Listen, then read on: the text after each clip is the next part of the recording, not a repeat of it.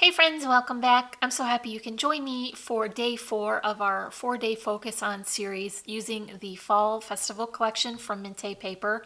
If you're just joining in, you can find links at the top of the description for the first 3 days so you can get caught up. And I did change my plans a little for today. I was going to share a tutorial for a slimline card, but I did get quite a few requests on the folio with pockets from day 1.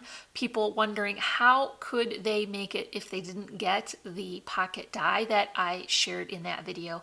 So I wanted to create something that was as similar to the original design as I could, and so we do have a similar size folio. It does have the beautiful collection on the cover, and on the inside, instead of the pockets with 3 slots, we do have 2 generously sized pockets, one for each side, and then I filled that with inserts using the collection papers. So this can be filled with pictures and memories, and it is as similar as I can get without using that die. So hopefully this project will help out some of those friends. And so let's work on this together.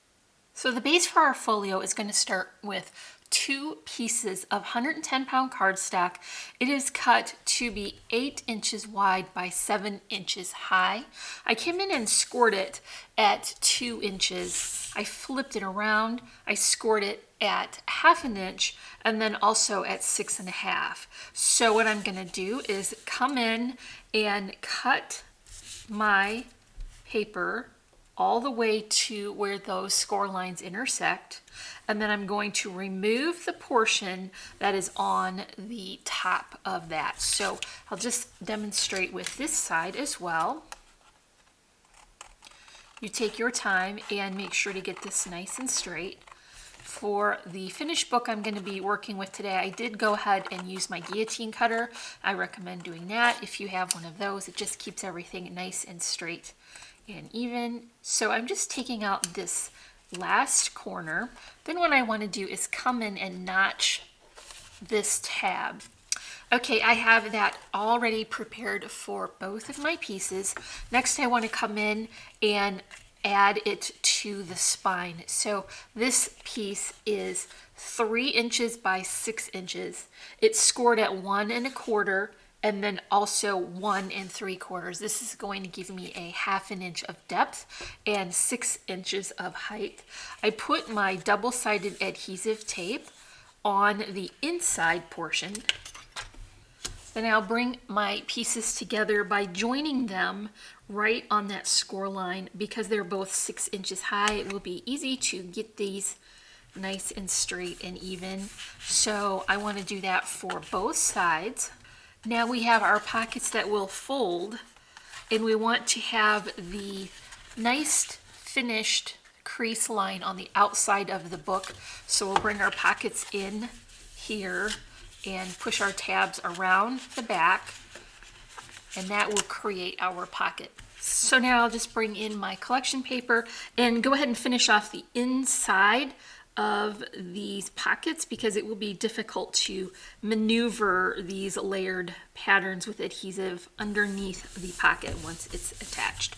So now you can see I can just flip that over, and I'll add my adhesive to the outsides of these flaps. These tabs are going to be sandwiched between the book and the outside cover, so these will be nice and secure.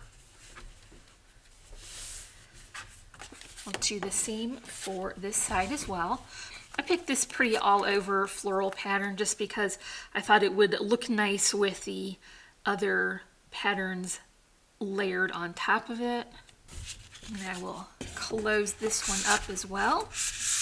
Okay, one of these is going to wind up to be the back cover, so I'll just go ahead and finish that off with my collection paper as well. And now it's very nice and thick and sturdy. So I'm going to work on the inserts for this, and they are not very different from the original book. And so what I want to do is I'll just work, and then I will speed that up and put some music on. I'll put the measurements up on the screen so you can see that, but they're very similar to the ones in the original book. So I'll just go ahead and work along here, and then you can see how they look when I insert them into the pockets.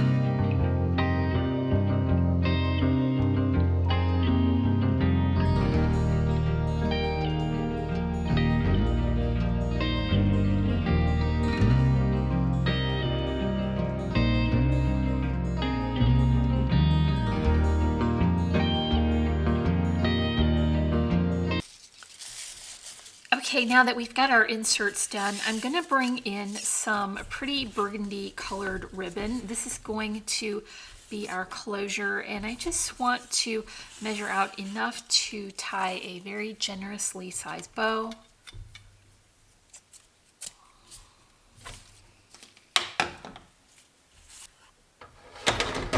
Tack this into place temporarily before we work on the cover. Okay, so here is the base layer for our cover, and I just picked that pretty weathered wood because I thought it would make a very nice border, the additional layers that we're going to add. Here is that floral again, just like on the cover, but I added a secondary pattern this time. The weathered wood is the whitewashed, and I've got this up on a spacer. This also has a little border between those pattern papers, and that's just going to go right in the center.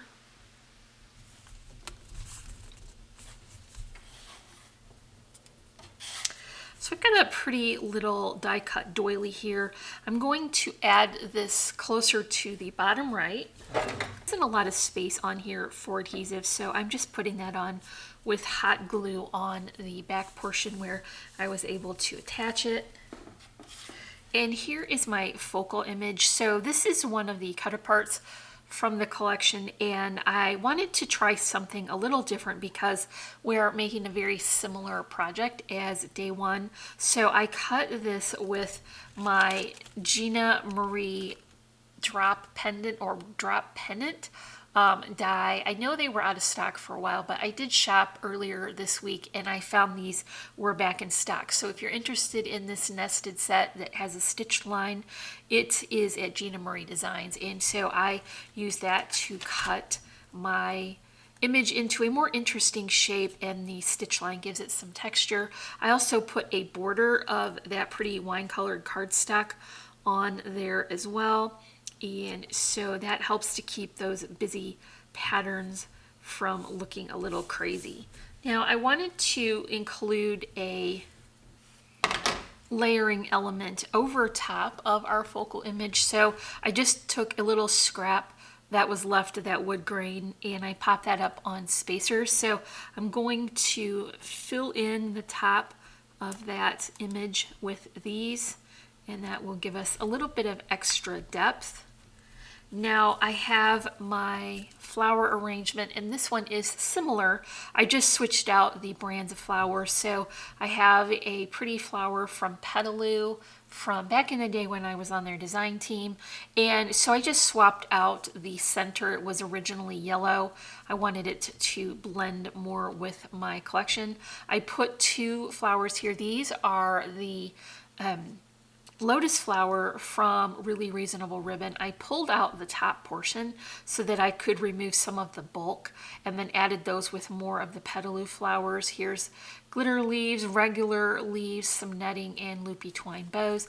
I put another bow here on the back side, and this one is just made with wrinkle ribbon. That helps to fill in this corner.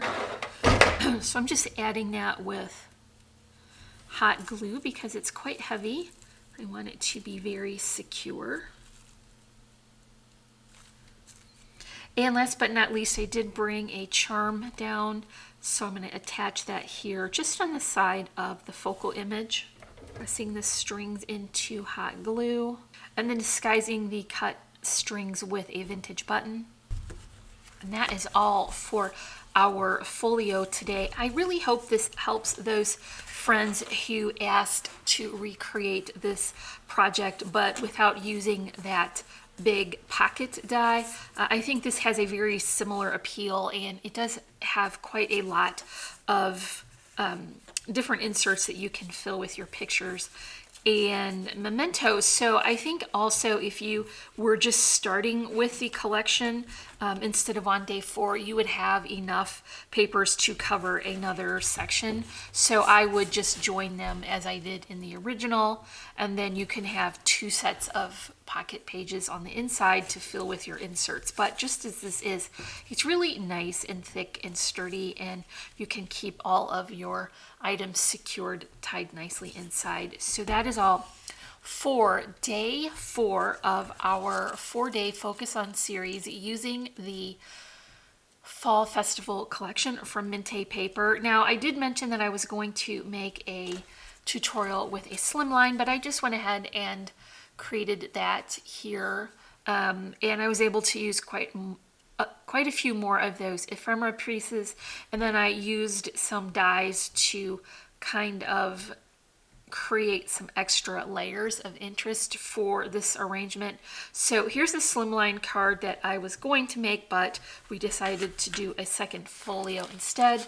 And after all of those projects are done, this is what I have left of the collection. So not too many big pieces. There's certainly enough to create another card.